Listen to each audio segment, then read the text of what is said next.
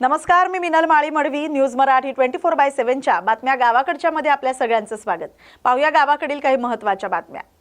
वझर आघाव गावात संत सखाराम महाराज यांच्या मूर्ती प्राणप्रतिष्ठेचा भव्य आणि दिव्य सोहळा हजारो भाविकांच्या उपस्थितीत उत्साहात पार पडला. या धार्मिक कार्यक्रमामुळे संपूर्ण गावात भक्तिमय वातावरण निर्माण झालं होतं.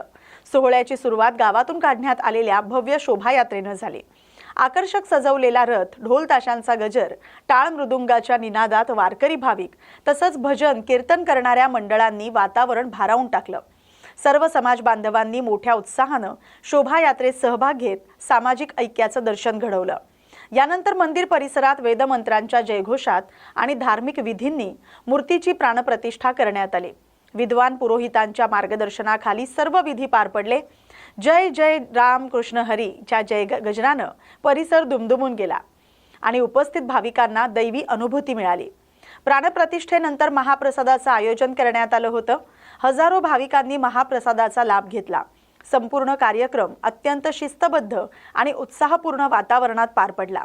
या सोहळ्यामुळे वझर आघाव गावात भक्ती, परंपरा आणि एकात्मतेचा सुंदर संगम अनुभवायला मिळाला. गावकऱ्यांसह उपस्थित भाविकांनी हा सोहळा अविस्मरणीय ठरल्याची भावना व्यक्त केली. सकल दिव्यांग बांधवांच्या वतीनं आज जिल्हाधिकारी कार्यालयावर भव्य मोर्चा काढत IAS अधिकारी तुकाराम मुंढे यांच्या बदली विरोधात तीव्र निषेध नोंदवण्यात आलाय. हा मोर्चा राहुल साळवे यांच्या नेतृत्वात पार पडला. मोठ्या संख्येने दिव्यांग बांधव यात सहभागी झाले होते. मोर्चा दरम्यान आम्ही सारे तुकाराम मुंडे अशा जोरदार घोषणांनी जिल्हाधिकारी कार्यालय परिसर दुमदुमून गेला. दिव्यांग बांधवांच्या वतीने महाराष्ट्र विधिमंडळाच्या अंदाज समितीकडे निवेदन सादर करण्यात आलं. त्यामध्ये मुंडे यांच्या बदलीचा निर्णय मागे घेण्याची मागणी करण्यात आली. यावेळी आंदोलनकर्त्यांनी आमदार आणि खासदार निधीतून दिव्यांगांसाठी आवश्यक सुविधा उपलब्ध करून द्याव्यात, तसंच जिल्हा नियोजन समिती अंतर्गत राखीव असलेला 1% निधी त्वरित खर्च करण्यात यावा अशा मागण्या केल्या. प्रशासनानं या मागण्यांकडे तातडीनं लक्ष द्यावं, अन्यथा आंदोलन अधिक तीव्र करण्यात येईल असा इशारा आंदोलनकर्त्यांनी दिलाय. या बातमीचा आढावा घेतलाय प्रतिनिधी मोहम्मद रफिक यांनी. आज दिव्यांगाच्या वतीने आज जिल्हाधिकारी कार्यालय आणि महाराष्ट्र तपास अंदाज समिती आलेली आहे. तुमची काय मागणी होती नेमकं काय म्हणणं? नमस्कार, मी राहुल सीताराम साळवे, सकल दिव्यांग संघटना अध्यक्ष. आज खरं पाहता तुकारामजी मुंडे साहेब यांची बदली झाली, ती बदली रद्द करण्यात यावी व संजय गांधी निराधार अनुदान योजनेतल्या दिव्यांगाचं जे 3-4 महिन्याचं थकीत मानधन आहे ते मानधन दिव्यांगाच्या खात्यावर वर्ग करण्यात यावं. आमदार खासदार निधी हा खर्च करण्यात यावा. DPDC योजनेतील 1% निधी हा खर्च व्हावा. यासाठी आम्ही आज जिल्हाधिकारी कार्यालयावर आंदोलन केलं होतं. त्या आंदोलनाचं सुरू असताना आम्हाला कळलं की इथं नियोजन भवन मध्ये अंदाज समिती आलेली आहे. अंदाज समिती आल्यानंतर आम्ही इथे मोर्चा आमचा इकडे वळवला. या मोर्चाकडे वळत असताना पोलीस प्रशासनाने आपल्या बळाचा वापर केला. आम्हाला धक्काबुक्की करण्यात आली. आमच्या दिव्यांग पडले, मार लागला, मी स्वतः पडलो.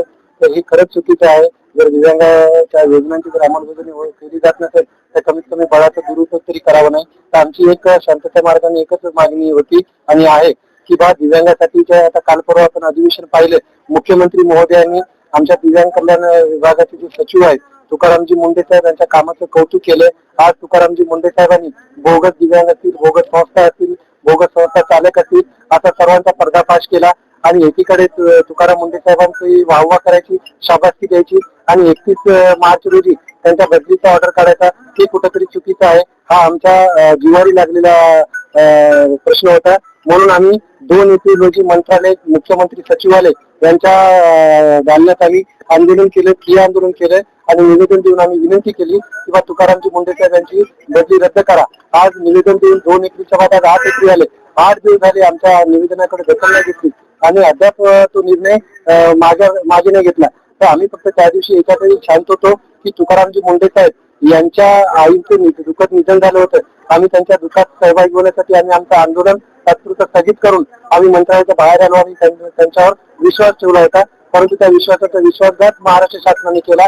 दिव्यांग सक्षमीकरण विभागाच्या सचिवपदी दिव्यांग आमचे तुकारामजी मुंडे साहेब यांची नियुक्ती त्यांनी केली नाही. म्हणून हा रोष होता आणि आम्ही जे अंदाज समितीचे जे अध्यक्ष आहेत जे अर्जुनजी खोतकर आहेत अर्जुनजी खोतकर साहेबांच्या माध्यमातून आम्ही त्यांना एकच विनंती केली की तुम्ही मुख्यमंत्री महोदयांना फोन लावा आणि आम्हाला जोपर्यंत आश्वासन मिळणार नाही, मुख्यमंत्री महोदय जोपर्यंत म्हणणार नाही की आम्ही तुकारामजी मुंडे साहेबांची बदली रद्द करून त्यांना दिव्यांग सक्षमीकरण विभाग हे त्यांना देईल, अशासाठी त्यांनी फोन केला. म्हणून तू मुख्यमंत्री महोदयांनी फोन उचलला नाही किंवा लागला नाही. तर अर्जुन खोतकर साहेब म्हणले 40 मिनिटाच्या नंतर मी अजून येणार आहे आणि आम्ही इथे आता थांबलो. त्यांनी फोनवर काय बोलणं झालं आम्हाला ते ऐकायचं आहे. जर त्यांनी तुकारामजी मुंडे साहेब यांची बदली रद्द नाही केली तर मंत्रालय मुंबईवर परत आम्ही आंदोलन करणार आहोत. यावेळेस आम्ही कोणाची गय करणार नाही, कारण आमच्यावर कातल उचलण्यात आले, आम्हाला धक्काबुक्की करून आम्हाला पाडण्यात आले. जेव्हा आम्ही आमच्या स्वतःच्या न्यायासाठी आम्ही संघर्ष करू शकत नाही, लढू शकत नाही, म्हणून आम्ही सारे तुकाराम मुंडे हे आम्ही स्लोगन घेऊन आम्ही आंदोलन सुरू केलं. आपल्या माध्यमातून फक्त एकच सांगू इच्छितो, माननीय मुख्यमंत्री महोदय, खूप झाले आजवर गुंडे, आम्हाला हवे फक्त एकच तुकारामजी मुंडे. धन्यवाद. चोपडा शहरात तसंच यावल रस्त्यालगत वाढत असलेल्या अतिक्रमणामुळे वाहतुकीस अडथळा निर्माण होत असल्यानं या समस्येची दखल घेत चोपडा नगर परिषद प्रशासन ॲक्शन मोडमध्ये आलंय. चोपडा शहर आणि यावल रस्ता परिसरात रिक्षाच्या माध्यमातून दवंडी पिटवून नागरिकांना सूचना देण्यात आल्या. आज चोपडा नगर परिषदेच्या अतिक्रमण विभागाच्या वतीनं पोलीस बंदोबस्तात यावल रस्त्यावरील कृषी उत्पन्न बाजार समितीच्या गेटपासून ते धनवाडी फाट्यापर्यंत जेसीबीच्या सहाय्यानं अतिक्रमण हटवण्यात आलं. तसंच छत्रपती शिवाजी महाराज चौकापासून ते संयोग हॉटेलपर्यंत हातगाडीवाल्यांना हटवण्याची कारवाई करण्यात आली. मंजूर विकास कामांच्या ठिकाणी झालेली अतिक्रमणं टप्प्याटप्प्यानं हटवून संपूर्ण शहर अतिक्रमण मुक्त करण्याचा मानस असल्याचं चोपडा नगर परिषदेचे मुख्याधिकारी रामनिवास झवर यांनी सांगितलं. नमस्कार. चोपडा शहरात मागे 4-5 दिवसापूर्वी जोराचा पाऊस आणि वादळ आलं होतं. त्यावेळी शहराची पाहणी करताना असं आढळून आलं की बऱ्याच ठिकाणी जे रस्त्यावर विक्री करणारे जे आहेत त्यांनी स्वतःच्या टपऱ्या वगैरे किंवा शेड उभारणे अशा प्रकार सुरू केलेले आहेत आणि त्यांचा कचरा त्याच ठिकाणी रस्त्यावर फेकतायत किंवा आजूबाजूच्या गटारामध्ये टाकतायत, पाठीमागे परिसरात टाकून देत आहेत. त्यामुळे एकतर गटारं तुंबली जात आहेत, पावसाचं पाणी वगैरे जे रस्त्यावर येतं आहे आणि नागरिकांना त्रास होतो आहे. नागरिकांच्या देखील याबाबत मोठ्या प्रमाणावर तक्रारी प्राप्त होत आहेत. तर त्यानुसार मोहीम हाती घेण्यात आलेली आहे आणि सध्या धनवाडी जो फाटा आहे पंकज स्टॉप त्या ठिकाणचं जे टपरीवाल्यांचं जे भाजीवाला किंवा फळवाले जे विक्रेते आहेत त्यांनी जे परमनंट स्ट्रक्चर उभा करायचा प्रयत्न केला होता तर ते पूर्ण काढण्यात आलेलं आहे. याचबरोबर नगर परिषदेच्या पाठीमागच्या भागामध्ये देखील काही विकास कामं नियोजित आहेत तर त्या ठिकाणचं देखील अतिक्रमण काढण्यात येत आहे. तसंच नगर परिषदेचा समोरचा जो भाजीपाला वगैरे जो बसतोय त्यांना देखील यापूर्वी सूचना देण्यात आलेल्या आहेत. 2-3 वेळा सूचना दिलेल्या आहेत, पेपरला देखील बातम्या दिलेल्या आहेत, नोटीस दिलेल्या आहेत. तर ते देखील काढून त्यांना वेगळ्या योग्य ठिकाणी जिथे नागरिकांना त्रास होणार नाही अशा ठिकाणी त्यांना बसविण्यात येणार आहे. त्यांचं देखील अतिक्रमण काढण्यात येणार आहे. चोपडा शहराचे जे मुख्य रस्ते आहेत त्या रस्त्यांवरचे जे आहे वाहतुकीस अडथळा निर्माण होतो अशा ठिकाणीचं काय कसं आहे आपलं नियोजन? अतिक्रमण हे सर्व ठिकाणचं काढण्यात येईल. स्टेप बाय स्टेप प्रत्येक अतिक्रमण आपण काढतो आहोत आणि त्यांना कसं योग्य ठिकाणी बसवता येईल किंवा योग्य ठिकाणी त्यांचा पर्याय कसा देता येईल हे सुद्धा पाहिलं जात आहे. याबरोबरच ओके. लैंगिक शोषण प्रकरणातील आरोपी अशोक खरात याला 3ऱ्या गुन्ह्यात ताब्यात घेण्यासाठी न्यायालयानं मंजुरी दिली आहे. आज त्याला विशेष तपास पथक म्हणजेच SITच्या ताब्यात देण्यात येणार आहे. यापूर्वी न्यायाधीश श्रीमती पुराणिक यांनी एका गुन्ह्यात 21 मार्च 2026 पर्यंत न्यायालयीन कोठडी सुनावली होती. आता नव्या गुन्ह्यातील चौकशीसाठी त्याला पुन्हा ताब्यात घेतलं जाते आणि उद्या न्यायालयात हजर केलं जाणार आहे. दरम्यान या प्रकरणात सरकारवाडा पोलीस ठाण्यात लैंगिक शोषणाचे 8 आणि फसवणुकीचा 1 असे एकूण 9 गुन्हे दाखल असून तपास अधिक वेगानं सुरू आहे. आता पुढची प्रक्रिया कशी असणार आहे?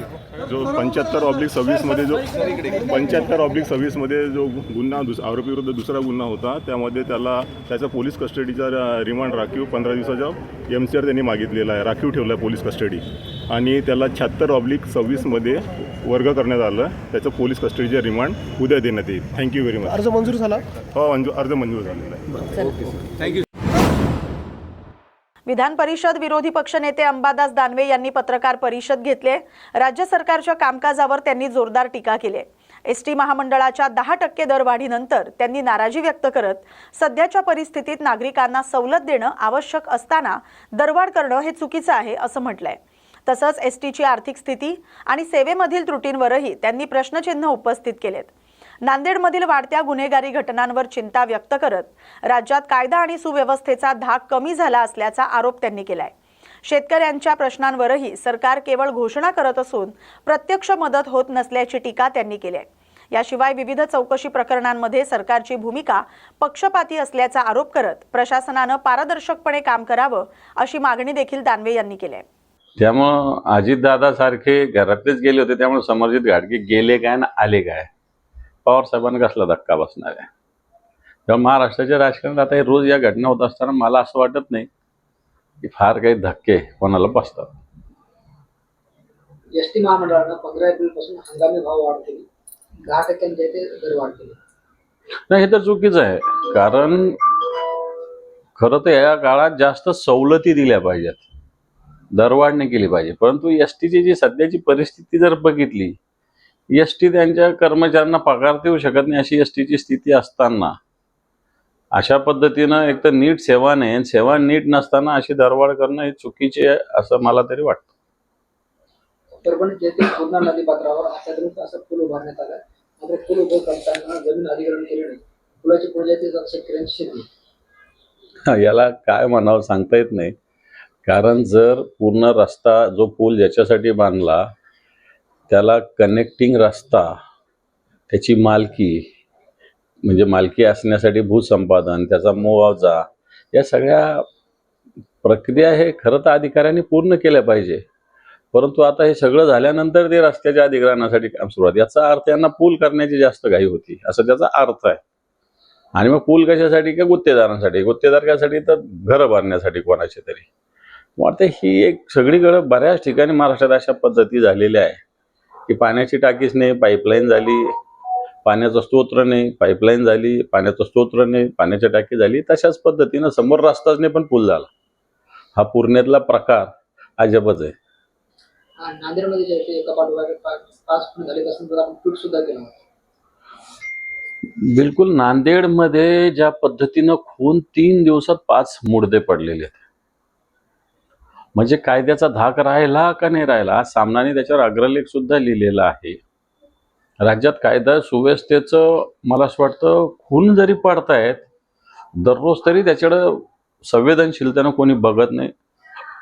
राज्यातलं गृह खातं बघत नाही, राज्याचे मुख्यमंत्री बघत नाही. नांदेड सारख्या संवेदनशील शहरामध्ये कायदा सुव्यवस्था कुठं शिल्लकच राहिलेली नाही, अशा प्रकारची स्थिती आहे. शेतकऱ्यांसंदर्भात मागील काही दिवसांपूर्वी झालेल्या जोरदार पावसामुळे नुकसान झालंय, मात्र तो विषय आता सरकारकडून कुठल्या प्रकारे निघत नाहीये. पंचनामे म्हणा, नुकसान भरपाई. हे पण मागची तर पूर्ण बाकी आहेच. 33,000 कोटी रुपयाचं पॅकेज सरकारने डिक्लेअर केलेलं होतं आणि आता सुद्धा मागच्या या महिनाभरात ठिकठिकाणी महाराष्ट्रामध्ये गारपीट झालेली आहे, अतिवृष्टी झालेली आहे आणि मोठ्या प्रमाणावर पीक पाण्याचं नुकसान झालेलं आहे. याच्याविषयी सुद्धा सरकारचं कुठलीच पावलं नाही. मागचे 33,000 कोटीचं मोठं पॅकेज अशा पद्धतीनं घोषणा माननीय मुख्यमंत्री, दोन्ही उपमुख्यमंत्र्यांनी केली होती, परंतु अजून हे पॅकेज सुद्धा गावापर्यंत, शेतकऱ्यापर्यंत पोहोचलेलं नाही. आणि त्याच्या आधीच्या सुद्धा अनेक घोषणा केलेल्या ज्या सरकारच्या त्या जशाच्या तशा आहे. आणि म्हणून सरकार फक्त शेतकऱ्याविषयी घोषणा करतं, प्रत्यक्षात शेतकऱ्याला कोणती मदत दिली जात नाही. आत्ता नव्याने पुन्हा गारपीट झालेली, पुन्हा पाऊस झालाय या फेब्रुवारी-मार्च महिन्यामध्ये. खरं तर हा अवकाळी आहे आणि म्हणून याचे सुद्धा पंचनामे होऊन याची सुद्धा मदतीची सरकारने घोषणा करण्याची आवश्यकता आहे. मुंडवा जमीन घोटाळा प्रकरणी आरोपी शेतकरी केजरीवालच्या जामीन अर्जाला राज्य सरकारने हायकोर्टात विरोध केला. राज्य सरकारने विरोध करणं स्वाभाविक आहे, परंतु राज्य सरकारने जी काही चौकशी समिती नेमलेली, जे सकृतदर्शनी पुरावे आहे, याच्यामध्ये राज्य सरकार बायसपणे वागतं हे स्पष्टपणे म्हणता येईल. कारण या आता मी बोलत नाही, पण या कोंडव्याच्या प्रकरणामध्ये कोण 99% शेअर असणारा व्यक्ती बाहेर आहे आणि 1% शेअर असणारा तोही अजून बाहेरच म्हणता येईल, त्यालाही आतमध्ये नाही घेतलेलं. परंतु केशवानीला अटक केलेली, मला असं वाटतं केशवानीला सुद्धा मुद्दाम यांना वाचवण्यासाठी केशवानीला अशा पद्धतीने केलं जात आहे. केशवानी दोषी आहेच त्याच्यामध्ये, परंतु राज्य सरकार सुद्धा या सगळ्या प्रकरणामध्ये गोलमोल भूमिका घेते. जालना जिल्ह्यात कापूस हंगाम संपत आला असतानाच कापसाच्या दरात मोठी वाढ झाल्याचं चित्र आहे. हजारो शेतकऱ्यांनी यापूर्वीच कापूस विक्री केल्यानंतर आता पांढऱ्या सोन्याचा दर वाढल्यानं शेतकऱ्यांमध्ये नाराजी व्यक्त होते. सध्या कापसाला तब्बल 8,400 रुपये प्रति क्विंटल असा दर मिळतोय. यंदा कापसाला सुरुवातीपासूनच अपेक्षित दर मिळाला नाही. खर्चाच्या तुलनेत अवघ्या 6,000 रुपयांपर्यंतच भाव मिळाला होता. त्यामुळे शेतकरी आर्थिक अडचणीत सापडले. भाव वाढेल या आशेनं अनेक शेतकऱ्यांनी कापूस घरात साठवून ठेवला होता. मात्र दरात वाढ न झाल्यानं आणि लग्न सराईसारख्या गरजांमुळे अनेकांना कापूस विकावा लागला. मी डोमेगाव अशोकराव दुजुगुलगे, मी डोमेगावचा रहिवासी आहे. पण असा योग आला ज्यावेळेस आम्ही संकटात होतो, आमचा 7,000 रुपये क्विंटलने कापूस विकण्यात गेला. नंतर कापसाचा भाव आता 8,000-8,500 पर्यंत गेला. अजून वाढतो काय हे सांगता येत नाही. आणि काय सरकार आहे हे आमच्या तोंडाला पान पुसल्यासारखं झालेलं आहे सरकार साहेब. कापसाला भाव नाही आम्हाला पहिल्याने मिळाला 7,000 रुपये क्विंटलने, आता 8,500-9,000 पर्यंत चालला कापूस. काय कसं करता आम्ही शेतकऱ्यांनी, कसं खर्च करायचा, कसं जगायचं या काय आता मोठं अवघड आहे. मी शेतकरी पुत्र शिवाजी काशीनाथ शेळके, राहणार डोमेगाव, तालुका अंबड. आज कापसाचे भाव पाहता 8,000 ते 8,500 मध्ये आहे. पण ज्यावेळेस आम्ही कापूस घातला त्यावेळेस 6,000 ते 6,500 हा होता. आणि खूप आमचं नुकसान झालं, आर्थिक नुकसान झालं. सरकारने या प्रकारे आमच्या जखमीवर मीठ सोडलेलं आहे. तरीही आम्हाला आमचं आर्थिक नुकसान भरपूर प्रमाणे झालेलं आहे. माझं जवळपास 60,000 ते 70,000चं झालेलं आहे. सरकारने आमच्या तोंडाला पाणी पुसून आमचं भरपूर नुकसान केलेलं आहे. माझे नाव विशाल चौक, मी जालना जिल्ह्यातल्या अंबड तालुक्यामधल्या एका छोट्याशा गावात आहे. मी या दरी आमचा कापूस हा 6,000 ते 6,500 रुपये, जो 40 क्विंटल कापूस होता, हा त्या भावाने गेला आहे. आणि या प्रकारे आमचे कमीत कमी 50,000 ते 60,000 रुपयाचा तोटा झाला आहे. तर मग हा जो तोटा आहे हा आत्ता कापूस जेव्हा भाव वाढते तेव्हा या 50,000 ते 60,000 रुपयाचा आम्हाला फटका बसला आहे. तर हे असं करून आत्ता सध्याला भाव वाढून हे सरकार आमच्या जखमेवरती मीठ चोळायचं काम करत आहे. नवी मुंबईतील एपीएमसी बाजारात सध्या आंब्याची मोठ्या प्रमाणात आवक होते. बाजारपेठेत उत्साहाचं वातावरण आहे. विशेषतः कोकणातून येणाऱ्या हापूस आंब्यांना ग्राहकांकडून मोठी मागणी दिसून येते. गुढीपाडव्याच्या सणानंतर आंब्याची आवक ही लक्षणीयरित्या वाढली होती. त्यामुळे सुरुवातीला आंब्याच्या दरात काही प्रमाणात घसरण झाली होती. मात्र गेल्या काही दिवसांपासून बाजारातील परिस्थिती स्थिर झाली असून दरामध्ये फारसा चढ उतार दिसला नाही. व्यापाऱ्यांच्या मते सध्या बाजारात मागणी आणि पुरवठा यांचा समतोल राखला जातोय. त्यामुळे आंब्याचे दर स्थिर राहिलेत. पुढील महिनाभर तरी हीच परिस्थिती कायम राहण्याची शक्यता व्यक्त केली जाते. ग्राहकांसाठी ही आनंदाची बाब ठरते. दर्जेदार हापूस आंबे तुलनेनं स्थिर दरात उपलब्ध होत आहेत. आगामी काळात आंब्याचा हंगाम अधिक रंगतदार होणार असल्याचं चित्र आहे. सालाबाद प्रमाणे आंबा ज्यावेळेस गुढीपाडवा झाला, गुढीपाडव्याच्या नंतर आंब्याची आवक वाढलेली आहे. आणि काल सोमवार होता, काल जवळजवळ कोकणातून 40,000 पेटीची आवक झाली होती. आणि टोटल परराज्यातून 16,000 ते 17,000 अशी 50,000-55,000 पेटीची आवक काल मार्केटमध्ये झालेली आहे. परंतु आता एप्रिल महिन्यातली ही आज 7 तारीख आहे आणि आंबा आता मॅच्युअर्ड पद्धतीने चांगल्या पद्धतीचा आंबा आता मार्केटमध्ये येत आहे. आंब्याला गोडी पण खूप चांगली आलेली आहे. आता मधल्या काळामध्ये तेवढा टेस्टी आंबा नव्हता, परंतु आता खूप चांगला आंबा येत आहे आणि गिरायकाची मागणी सुद्धा आता वाढलेली आहे.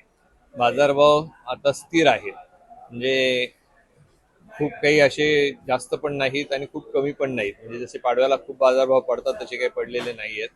परंतु बाजारभाव आज जर चांगली पेटी जर पाहायला गेलं तर रत्नागिरी देवगडची 5 डझनची ज्यावेळेस पेटी येते तो आंबा जवळजवळ मोठा आंबा जो 300 ग्रॅमच्या वरचा जो असतो तो 5,500 ते 6,000 रुपयाला पेटी ही आंब्याची एक मिळते.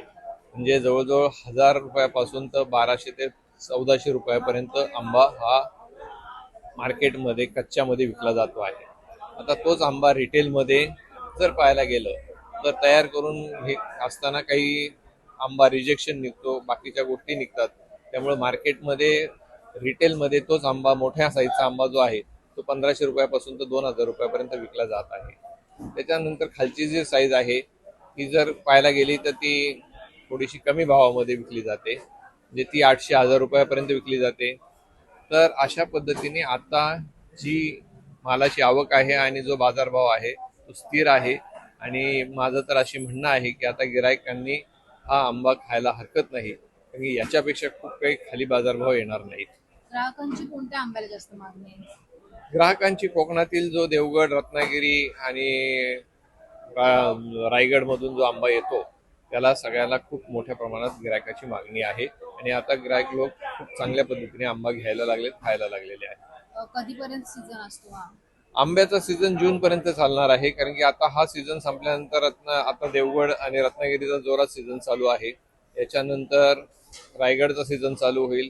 रायगडचा सीझन संपल्यानंतर गुजरातचा बलसाडचा सीझन चालू होईल. त्याच्यानंतर जुन्नर, आंबेगाव या पुणे जिल्ह्यातील येईल. मधल्या काळामध्ये कर्नाटकचा सुद्धा आंबा येणार आहे. अशा पद्धतीने टप्प्याटप्प्यामध्ये आंबा हा येत राहणार आहे. अतिवृष्टीचा काही परिणाम झालाय का? अतिवृष्टीचा आताच्या अतिवृष्टीचा तसा काही खूप परिणाम झालेला नाही, कारण की सुरुवातीच्या काळामध्ये आंब्याला खूप मोठा फटका पावसाचा बसला होता, परंतु आज कोकणामध्ये काही खूप मोठ्या प्रमाणात पाऊस झाला नाही, त्यामुळे तशा अतिवृष्टीचा आंब्याला फटका यावेळेस आताच्या अतिवृष्टीचा काही बसलेला नाही. कायदा धाब्यावर बसवून सत्ता मिळवण्याची प्रवृत्ती घातक आहे. तुम्ही सत्तेचा ताम्रपट घेऊन आलेले नाहीत. कधीतरी तुम्हालाही विरोधात जावं लागेल. त्यावेळी तुमची अवस्था काय होईल हे लक्षात ठेवा, असा इशारा माजी खासदार राजू शेट्टी यांनी भाजपला दिलाय. सांगली कृषी उत्पन्न बाजार समितीच्या त्रिभजनावर आणि सातारा जिल्हा परिषद राडा प्रकरणावरून राजू शेट्टी यांनी भाजपवर टीका केली आहे. तसंच बाजार समितीच्या त्रिभाजनाला स्वाभिमानी शेतकरी संघटनेचा विरोध असल्याचंही त्यांनी स्पष्ट केलंय. ते सांगली इथं बोलत होते. सांगली कृषी उत्पन्न बाजार समितीचं त्रिभाजन करायला स्वाभिमानी शेतकरी संघटनेचा पहिल्यापासूनच विरोध राहिलेला आहे. त्याचं कारण त्रिभाजन झाल्यानंतर सांगलीची बाजारपेठ सक्षम होईल, परंतु जत आणि कवटेमंकाळ मात्र सक्षमपणानं चालणार नाही आणि त्यामुळं नुकसान होणार आहे ते शेतकऱ्यांचं होणार आहे. आणि त्यामुळे त्रिभाजन करण्याची गरज नव्हती. परंतु जर बाजार समिती आपल्या ताब्यात आली नाही तर मग ती कुणाच्याच ताब्यात जाता कामा नये. ही जी विकृत मनोवृत्ती सरकारची आहे त्या मनोवृत्तीतून हे त्रिभाजन केलेलं आहे असं माझं स्पष्ट मत आहे. आणि त्यामुळं आणि जे आता संचालक मंडळ सत्तेत आहे त्यांनी सुद्धा त्रिभाजन होईपर्यंत वाट बघितली. खरं तर त्याच्या आधीच त्यांनी न्यायालयाचे दरवाजे ठोठावला पाहिजे होते, परंतु तेही कुठेतरी कमी पडलेले आहेत. परंतु या त्रिभाजनाला स्वाभिमानी शेतकरी संघटनेचा विरोध आहे. जिल्हा परिषद अनेक ठिकाणी पराभव होण्याच्या पात्रतेचेच ते आहेत. साताऱ्यामध्ये मंत्र्यांच्या मध्येच फ्रीस्टाईल हाणामारी झालेली आपण सगळ्या महाराष्ट्रानं बघितलेली आहे. काही करा, कायदा धाब्यावर बसवा, परंतु सत्ता मिळवा ही जी प्रवृत्ती आहे ही घातक आहे. आणि आज भारतीय जनता पक्षाचे नेते हे विसरतात कधी काळी ते विरोधी पक्षात होते आणि त्यांनी काय सत्तेचा ताम्रपट घेऊन आलेले नाहीत. कधीतरी भविष्यातही त्यांना विरोधी पक्षात जावं लागणार आहे. त्यावेळी त्यांची अवस्था काय होईल याचाही विचार त्यांनी करून ठेवावा. गोंदिया जिल्ह्यातील नवेगाव बांध राष्ट्रीय उद्यान इथं जलाशयातून नौका विहाराचा शुभारंभ करण्यात आलाय. राष्ट्रवादी काँग्रेसचे नेते खासदार प्रफुल्ल पटेल यांच्या हस्ते रिबीन कापून या उपक्रमाचं उद्घाटन करण्यात आलंय. शुभारंभानंतर खासदार प्रफुल्ल पटेल, आमदार राजकुमार बडोले यांनी स्वतः नौका विहाराचा आनंद घेतला. पर्यटकांना आकर्षित करण्याच्या उद्देशानं हा उपक्रम सुरू करण्यात आला. यामुळे पर्यटनाला चालना मिळण्याची अपेक्षा व्यक्त केली जाते. नवेगाव बांध परिसरात पर्यटकांसाठी विविध मनोरंजनाच्या सुविधा उपलब्ध करण्यात आल्यात. इथं झिप लाईन, घोडेस्वारी, उंट सवारी तसंच लहान मुलांसाठी ॲडव्हेंचर ॲक्टिव्हिटीजचीही व्यवस्था करण्यात आली. या नव्या सुविधांमुळे नवेगाव बांध राष्ट्रीय उद्यान पर्यटकांसाठी आणखी आकर्षणाचं केंद्र ठरणार आहे. स्थानिक पर्यटनाला यामुळे बळ मिळणार आहे. गोंदिया जिल्ह्याच्या एक अत्यंत म्हणजे रमणीय आणि नैसर्गिक स्थान नवेगाव बांध आहे. इथून या जलाशयामधून इरिगेशन पण होत आहे. इथे मासेमारीसुद्धा मोठ्या प्रमाणामध्ये इथल्या संस्था करत असतात. सोबत इथे वन आणि इत्यादी जे काही निसर्गाने चांगले स्थळ दिलेले आहे हे आजूबाजूला आहे आणि MTDCकडून सुंदरसा अत्याधुनिक रिसॉर्टसुद्धा बांधलेला गेलेला आहे आणि त्यामुळे पर्यटक नवेगाव बांधला पूर्वीपासूनच यायचे. इनफॅक्ट याचा पूर्वीचा म्हणजे जे ख्यातीचा नाव होता doctor Salim Ali bird sanctuary म्हणून, हे अख्खा भारतामध्ये जगामध्ये प्रसिद्ध आहे. आपल्याकडे सीजनल अनेक पक्षी परदेशातून सुद्धा या परिसरामध्ये येत असतात, म्हणून याच्या पूर्वीचं नाव आहे डॉक्टर. म्हणजे आज हा सुवर्ण दिवस आहे आमच्या पर्यटनामधला. आम्ही 5 वर्षापासून इथं पर्यटनाचं डेव्हलपमेंटवरती काम करतो आहे. हळूहळू पर्यटन वाढलं आहे. आज मोठ्या संख्येत इथं फुटफॉल वाढला आहे, म्हणजे लोक येणं वाढलं आहे. मोठ्या प्रमाणात बाहेरचे टुरिस्ट इथं यायला लागले. पण आम्हाला एक कमतरता होती, ती बोटिंगची इथली सर्व्हिसेस ते बंद होते आणि लिगल बोटिंग सर्व्हिसेस चालू करण्यासाठी ह्या प्रोसेसला आम्हाला खूप वेळ गेला. जवळपास 1 ते 1.5 वर्ष त्या प्रोसेसमध्ये लागलं. आज तिचा शुभारंभ झाला आणि एक खूप सुंदर प्रकारच्या बोट्स, इलेक्ट्रिकवर चालणाऱ्या बोट्स, पॅडल बोट्स, एक वेगळ्या प्रकारच्या पॅडल बोट, शिकारा बोट जे आपण जम्मू काश्मीरमध्ये बघतोय, झील म्हणजे डल झील वगैरेमध्ये ज्या बोट्स आहेत त्या प्रकारच्या बोट्स आम्ही इथं उपलब्ध केल्या आहेत पर्यटकांसाठी. मोटार बोट्स उपलब्ध केल्या आहेत. त्यामुळे पर्यटकांना एक वेगळं अट्रॅक्शन तयार झालं. आमचं हे डॅम स्वतःमध्ये खूप सुंदर आहे.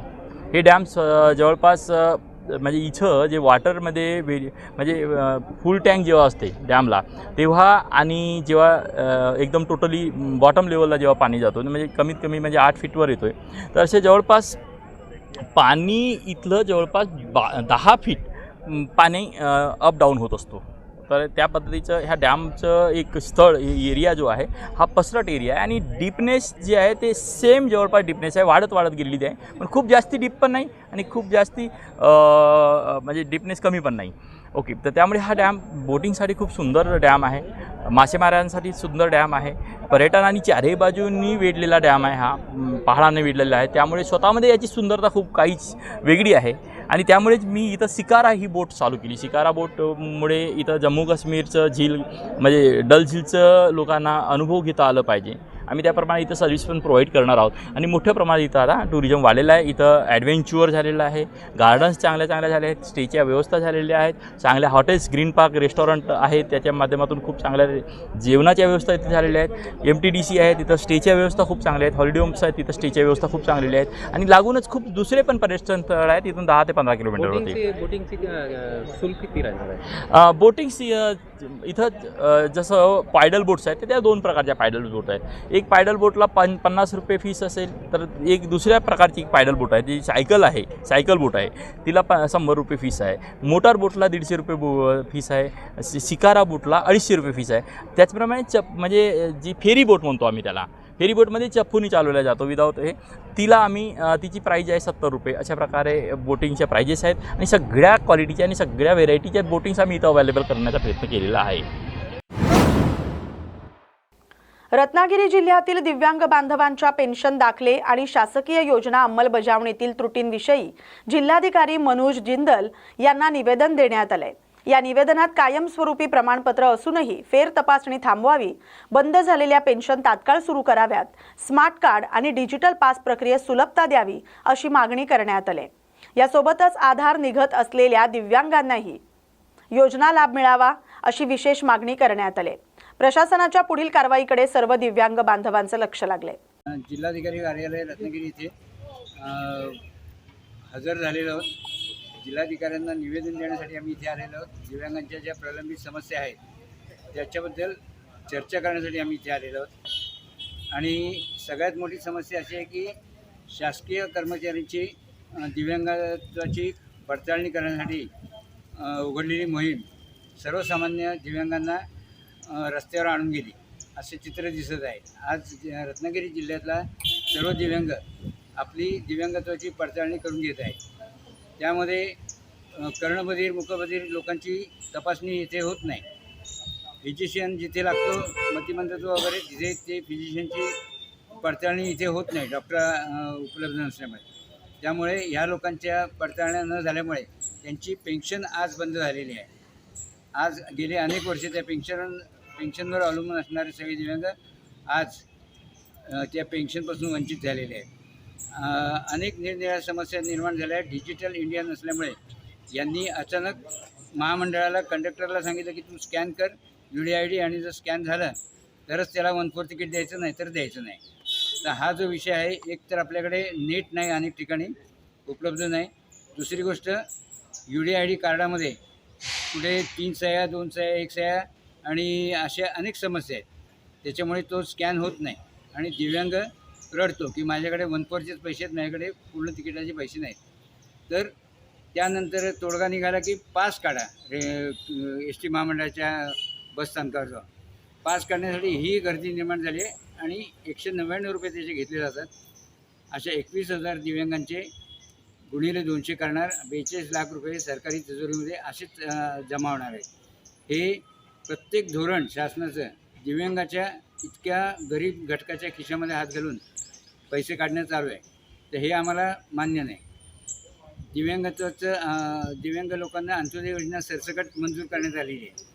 पण आता उत्पन्न दाखला देताना तलाठी भाऊ 2,500 पेन्शन असल्यामुळे 30,000चा उत्पन्न दाखला देतो आणि तो दाखला याला चालत नाही अंत्योदयाला 20,500च्या पुढे जर असेल तर अंत्योदय योजना लागू होत नाही. अशा या विविध समस्या आहेत. प्रत्येक ठिकाणी